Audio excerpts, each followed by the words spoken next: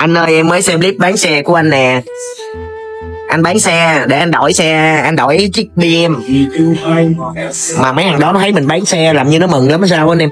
Đúng là mấy thằng là dơ, má nó dơ. Tôi làm clip đó để cho nó lòi mấy cái mặt ra mà anh em.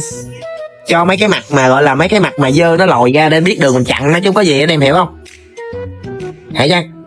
Mình làm cái clip bán xe anh em, rồi mình nói bể này nọ kia cho mấy thằng đó nó coi, để coi mấy thằng dơ vô bình luận. Tôi biết cái nào mấy dơ nó cũng xuất hiện nè, thấy cười hả hê rồi không, để mình canh mình chặn mấy đó thôi. Để cho anh em mình đổi xe cho anh em, đổi đi BM 320 bản với M Sport đó anh em.